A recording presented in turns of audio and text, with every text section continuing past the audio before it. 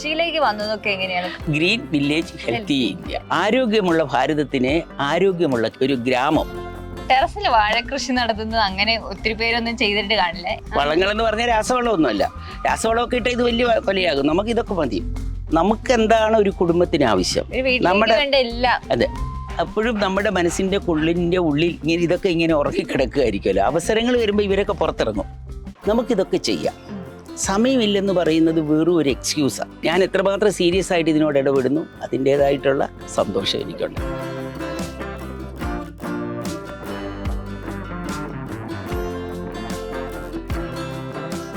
യാതൊരു വിധമായിട്ടുള്ള കീടനാശിനി ഉപയോഗിച്ചിട്ടില്ലെന്നുള്ളതിന്റെ തെളിവാണ് നിറയെ ബട്ടർഫ്ലൈസ് ഒക്കെ ഇതൊക്കെ പറന്ന് നന്ന് തേൻ കുടിക്കുന്നു.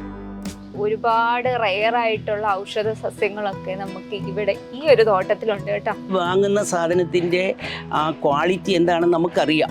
നമ്മളത് അറിഞ്ഞുകൊണ്ട് തന്നെ നമ്മുടെ കുഞ്ഞുങ്ങൾക്ക് ഒരു വിഷം കൊടുക്കും പോലെയാണ്. പിന്നെ വെളുത്ത തരം ചേമ്പ്, നാട്ടുമ്പുറത്തൊക്കെ ഉള്ള സാധനം, അതിന് ഗുണവും കൂടുതല. അങ്ങനെയൊക്കെ ഉള്ളതൊന്നും ഇപ്പോഴത്തെ കുട്ടികളൊന്നും കഴിക്കുന്നില്ലല്ലോ.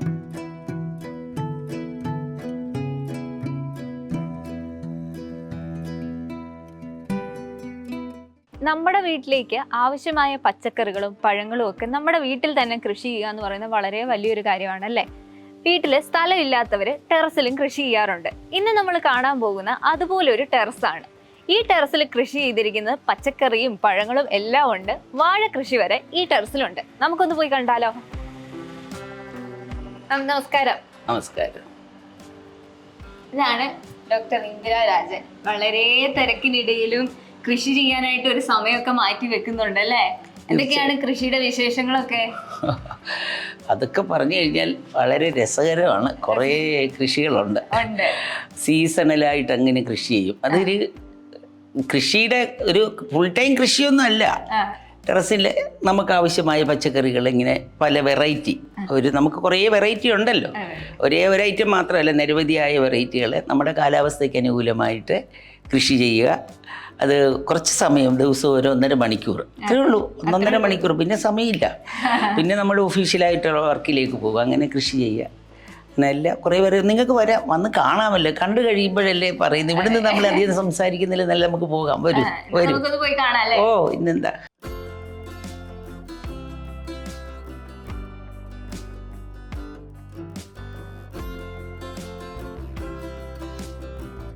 ടെറസിൽ വാഴ കൃഷി നടത്തുന്നത് അങ്ങനെ ഒത്തിരി പേരൊന്നും ചെയ്തിട്ട് കാണില്ല. എന്നാൽ ഇവിടുത്തെ ടെറസിൽ വാഴ കൃഷിയുണ്ട്. ഇതേപോലെയുള്ള വലിയ ചട്ടിയല്ലേ, കണ്ടോ? വലിയ ചട്ടികൾ. ഇതൊരു 10-15 ചട്ടി വെച്ച് കഴിഞ്ഞാൽ ഒരു 15 വാഴ വെക്കാം. 15 വാഴ വെക്കാം. ഇതിൽ ഇലയൊക്കെ ഇട്ട് ചാണകപ്പൊടിയൊക്കെ ഇട്ട് സാധാരണ വാഴ നമ്മൾ മണ്ണിൽ വെക്കുന്ന പോലെ തന്നെ ഇതിലങ്ങ് വെച്ചാൽ മതി. പിന്നെ ഇടയ്ക്കിടയ്ക്ക് എന്ത് ചെയ്യണം? ഇനി കുറേശ്ശെ വളം ഇട്ട് കൊടുക്കണം. ആദ്യം തന്നെ ഇത്രയും മണ്ണ് വെക്കൂല. വെള്ളവും പിന്നെ മണ്ണും അതുപോലെ ചാണകപ്പൊടി, അതിന് വേണ്ട വളങ്ങളെന്ന് പറഞ്ഞാൽ രാസവളമൊന്നുമല്ല. രാസവളമൊക്കെ ഇട്ട് ഇത് വലിയ കൊലയാകും. നമുക്ക് ഇതൊക്കെ മതി. പക്ഷേ ഇതിൽ യാതൊരു വിധ മാലിന്യം ഉള്ളതല്ല. എന്നിട്ട് ഈ തൈകൾ ഇപ്പം കണ്ടോ, 4 തൈ വന്നിട്ടുണ്ട്. ഈ 4 തൈ ഇനി നമ്മുടെ 4 ചട്ടിയിലേക്ക് പിടിക്കും. അപ്പോൾ നമുക്കിന്ന് ഇവർക്ക് വേണ്ടി ഈ വാഴ അങ്ങ് കട്ട് ചെയ്യാം. വാഴയല്ല, വാഴക്കൊല. പഴയ കാലത്തൊക്കെ വാഴക്കൊല കട്ട് ചെയ്യുന്നത് ഞാൻ കണ്ടിട്ടുണ്ട്. ഞാൻ അങ്ങനെ ഈ ഒരു പ്രോസസ്സിലേക്ക് കടക്കുകയാണ്. അപ്പോൾ ഇത് ഇവിടെ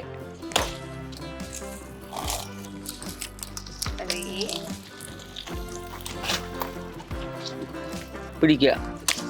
കണ്ടോ, നമ്മുടെ വാഴക്കൊല നമ്മൾ വെട്ടിയെടുത്തിരിക്കുകയാണ്.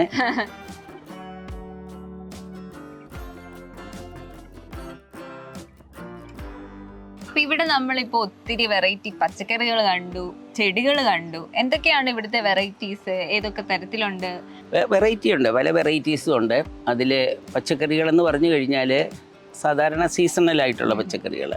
അപ്പം ഇപ്പോഴത്തെ ഒരു വേനൽക്കാലത്ത് സാധാരണയുള്ള പച്ചക്കറി എന്ന് പറയുന്ന ക്യാബേജ്, കോളിഫ്ലവർ, പിന്നെ തക്കാളി, പടവലം, വെണ്ട, ഇങ്ങനെയുള്ള ഒരേ വെറൈറ്റികളുണ്ടല്ലോ. നമ്മുടെ പാവല്, പടവല്, വെണ്ട, തക്കാളി. കോവലെന്ന് പറയുന്നത് സീസണലല്ല, അത് എപ്പോഴും അവൈലബിൾ ആണ്. ഏത് സമയവും അതിങ്ങനെ വെള്ളം കൊടുത്തുകൊണ്ടിരുന്നാൽ നന്നായിട്ട് ഉണ്ടായിക്കൊണ്ടിരിക്കും. അത് അങ്ങനെയുള്ളത്. മുളക് എല്ലാ സീസണിലും ഉണ്ടായിക്കൊണ്ടിരിക്കും. നിറയെ പച്ചമുളകുണ്ട്, കാന്തകാരി മുളക്, വെറൈറ്റി ഓഫ് മുളകുണ്ട്.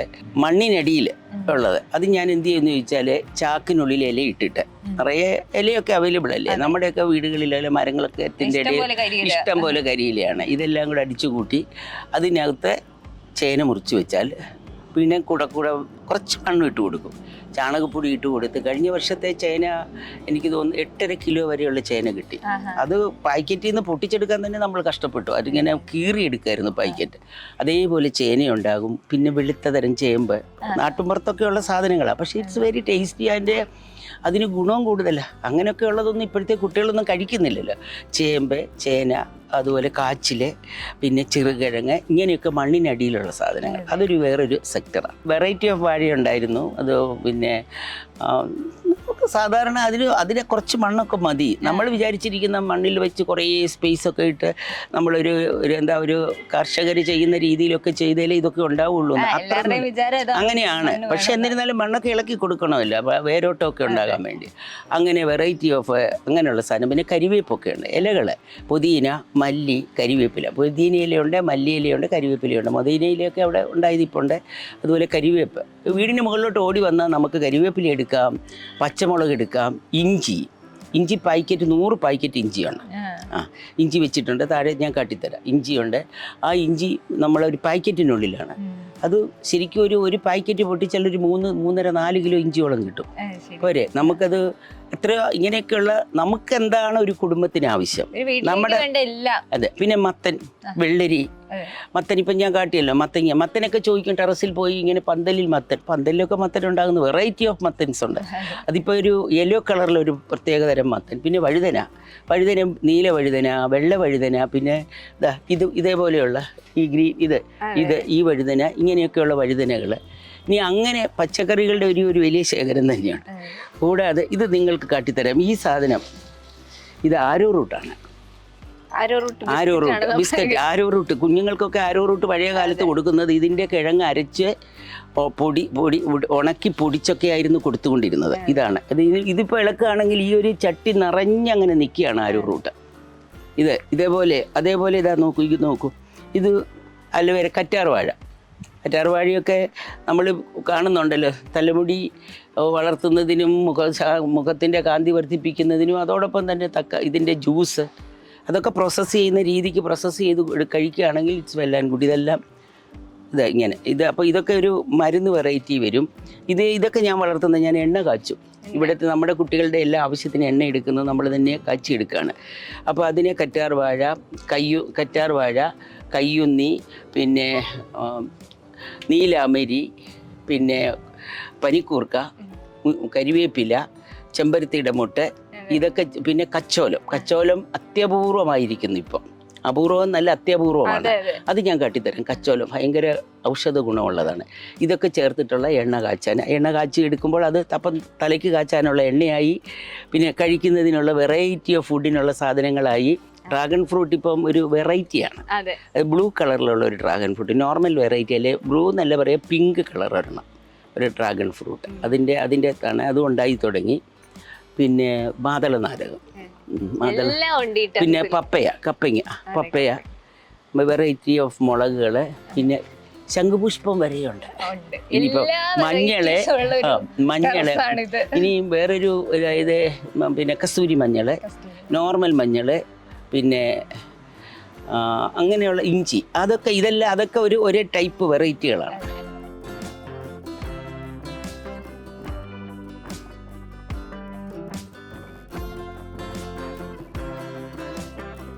വളരെ അപൂർവമായ വേറൊരു സാധനം ഞാൻ നിങ്ങൾക്ക് പരിചയപ്പെടുത്താം. ഇത് നമ്മുടെ നാട്ടിലൊന്നും ഇല്ല, അങ്ങനെ ഒരു കൃഷികളൊന്നും ചെയ്യാറില്ല. സാധാരണ ചോളം കൃഷി ചെയ്യാറുണ്ട്. പക്ഷേ ഇത് വെറൈറ്റി, ഇത് മണിച്ചോളം എന്ന് പറയും. ഇത് ഭയങ്കരമായ റാഗി, ചോളം, മണിച്ചോളം എന്നൊക്കെ പറയുന്ന മില്ലറ്റ്സ് ആണിത്.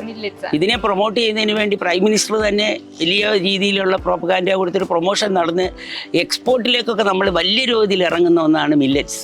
അപ്പോൾ ഇത് നമ്മളിപ്പോൾ ഇങ്ങനെയൊക്കെ വെച്ച് പിടിപ്പിക്കുമ്പോൾ ഇതിൽ നിന്നും വാണിജ്യാടിസ്ഥാനത്തിലൊന്നും അല്ലെങ്കിൽ അത്യാവശ്യം നമുക്കിതൊക്കെ ഇങ്ങനെ കാണുന്നതിനും മനസ്സിലാക്കുന്നതിനും ഒക്കെയുള്ളൊരു അവസരം ലഭിക്കുകയാണ്.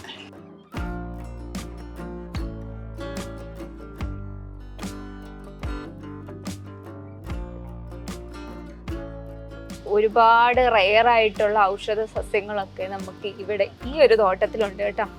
കച്ചോലമാണിത്. കച്ചോലം എന്ന് പറയുന്ന ഒരുപാട് ഔഷധ ഗുണങ്ങളുള്ള ഒരു ഐറ്റമാണ്. ഇന്ന് വളരെ ചുരുക്കമായിട്ട് കാണാൻ പറ്റുന്ന ഒരു ഐറ്റമാണ്. ഇവിടെ അങ്ങനെ റെയർ ആയിട്ടുള്ള ഒരുപാട് ഐറ്റംസ് ഉണ്ട് ഇവിടെ.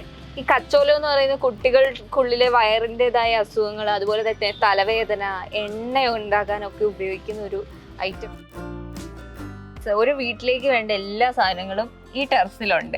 എങ്ങനെയായിരുന്നു ഈ കൃഷിയിലേക്ക് വന്നതൊക്കെ? എങ്ങനെയാണ് കൃഷിയോട് ഒരു ഇഷ്ടമോ എങ്ങനെയാണ്? അതൊക്കെ നമ്മുടെ പഠിക്കുന്ന കാലഘട്ടത്തിൽ സ്കൂളിലൊക്കെ പഠിക്കുമ്പോഴില്ലേ, കാരണന്മാർക്കൊക്കെ ഈ കാരണന്മാർ മുത്തച്ഛന്മാർ തുടങ്ങി കൃഷിയിലൊക്കെ നല്ല, അപ്പോൾ അവരൊക്കെ ചെയ്യുമ്പോഴൊക്കെ കണ്ടിട്ടുണ്ട്. എൻ്റെ ഫാദർ ഒരു ഹൈസ്കൂൾ ഹെഡ്മാസ്റ്ററായിരുന്നു, മദറും ടീച്ചറായിരുന്നു.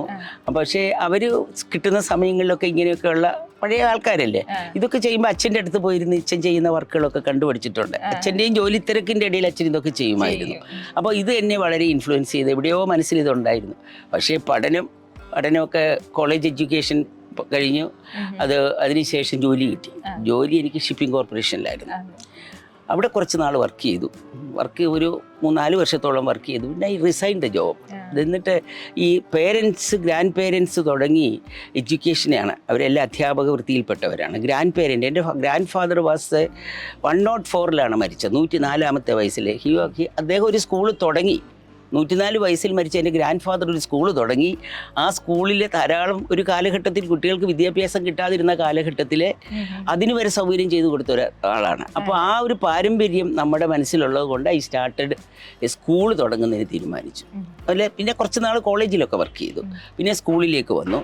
സ്കൂൾ തുടങ്ങിയിട്ട് ഇപ്പം സ്കൂൾ സ്റ്റാർട്ട് ചെയ്തിട്ട് 35 വർഷമായി. 35 വർഷം ഈ നാട്ടിലെ, അതായത് ഈ ഒരു ആദ്യത്തെ ഒരു സ്കൂളാണ്, CBSEയുടെ സ്കൂളാണ് ഈ നാട്ടിലുള്ള. ഇപ്പം ഏകദേശം കുറേ സ്കൂളുകളൊക്കെ. അപ്പോൾ എപ്പോഴും നമ്മുടെ മനസ്സിൻ്റെ ഉള്ളിൽ ഇങ്ങനെ ഇതൊക്കെ ഇങ്ങനെ ഉറങ്ങിക്കിടക്കുകയായിരിക്കുമല്ലോ. അവസരങ്ങൾ വരുമ്പോൾ ഇവരൊക്കെ പുറത്തിറങ്ങും.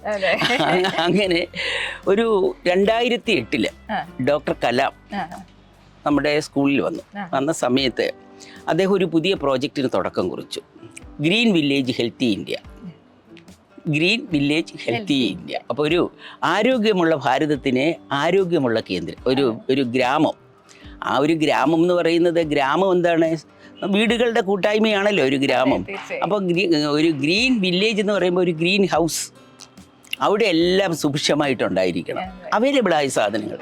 അന്ന് തുടങ്ങി സ്കൂളിൽ ഈ ഒരു പ്രോജക്റ്റ് തുടങ്ങി. കുട്ടികൾക്ക് മോട്ടിവേഷനായി കുറേശ്ശെ ടെറസിലേക്ക് ഞാൻ കൊണ്ടുവന്നു. അങ്ങനെ ഇപ്പോൾ ഏകദേശം 2007 തുടങ്ങിയിട്ട് 2025 ആയിരിക്കുന്നു.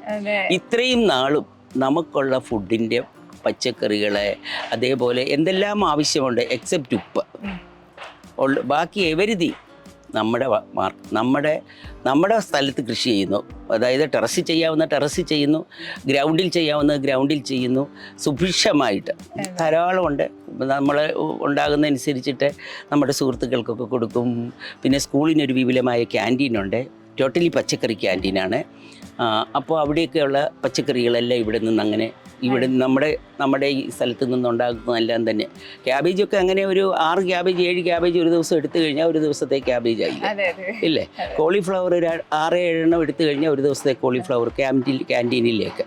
നമ്മൾ വാങ്ങുന്ന സാധനത്തിൻ്റെ ആ ക്വാളിറ്റി എന്താണെന്ന് നമുക്കറിയാം. നമ്മളത് അറിഞ്ഞുകൊണ്ട് തന്നെ നമ്മുടെ കുഞ്ഞുങ്ങൾക്ക് ഒരു വിഷം കൊടുക്കും പോലെയാണ്. അപ്പോൾ ഇതിലൊക്കെ ഉള്ളൊരു മെസ്സേജ് എന്താണെന്ന് ചോദിച്ചാൽ, നമുക്കിതൊക്കെ ചെയ്യാം. സമയമില്ലെന്ന് പറയുന്നത് വെറും ഒരു എക്സ്ക്യൂസാണ്. എന്നെ പോലെ തിരക്കുള്ള ഒരാൾ. ഞാൻ ഇന്ന് CBSEയുടെ നാഷണൽ കൗൺസിലിൻ്റെ സെക്രട്ടറി ജനറലാണ്. ഇപ്പോൾ I am in charge of 22 states. 22 സംസ്ഥാനങ്ങളുടെ വിദ്യാഭ്യാസപരമായ ഈ വിഷയങ്ങളൊക്കെ ചർച്ച ചെയ്യുന്ന ഒരു തലത്തിൽ നിൽക്കുന്നുണ്ട്. പക്ഷേ അതിനിടയിലും ഞാൻ എന്ത് ചെയ്യും, ഞങ്ങളുടെ school Vikram Sarabhai science park doctor Kalam തുടങ്ങി, ഡോക്ടർ മാധവൻ നായരാണ് അതിൻ്റെ ചെയർമാൻ. അപ്പം അതിൻ്റെ എല്ലാ കാര്യങ്ങളും നോക്കുമ്പോഴും വളരെ സന്തോഷം കണ്ടെത്തുന്ന ഒന്നാണിത്. ഞാൻ ഇതിന് സമയം കണ്ടെത്തും. 5 മണിക്ക് ഞാൻ ഉണരും. എൻ്റെ കൃത്യനിഷ്ഠ എന്ന് പറഞ്ഞാൽ വളരെ ഒരു ചിട്ടയോടെ കൂടിയാണ്. 5 മണിക്ക് ഉണർന്നു കഴിഞ്ഞാൽ അടുത്ത് ക്ഷേത്രമുണ്ട്. കുളിച്ച് ക്ഷേത്രത്തിൽ പോകാൻ പറ്റുന്ന സമയങ്ങളിലൊക്കെ ക്ഷേത്രത്തിൽ പോകും. തിരിച്ച് വന്ന ഒരു 5:30 കഴിഞ്ഞാൽ ഞാൻ നടക്കാനൊന്നും പോകില്ല. ഇത് തന്നെയാണ് എൻ്റെ നടത്തം, ഇതിനകത്ത് തന്നെയാണ്. വന്നു കഴിഞ്ഞാൽ ഞാനും പ്യുവർ വെജിറ്റേറിയനാണ് കേട്ടോ. വന്നു കഴിഞ്ഞാൽ ലൈറ്റ് ഇട്ട് ചെയ്യാവുന്നതാണെങ്കിൽ ലൈറ്റ് ഇട്ടൊക്കെ ചെയ്യുന്ന ഒരു 6-7 മണി ആകുമ്പോഴത്തേക്ക് ഞാൻ ഇതിനെല്ലാം ഒന്ന് തട്ടി തടവി അവർക്കൊക്കെ എവിടെയൊക്കെ എന്തെങ്കിലുമൊക്കെ ആവശ്യമുണ്ടോ അതൊക്കെ കൊടുത്ത് അവരെയൊക്കെ ഒന്ന് പരിചരിച്ച് അവരെ തൊടുക പിടിക്കുക ഇങ്ങനെയൊക്കെ ചെയ്യാന്ന് പറഞ്ഞാൽ അവർക്ക് എന്തൊരു ഇഷ്ടമാണെന്നോ. നമ്മളത് എക്സ്പീരിയൻസ് ചെയ്യണം.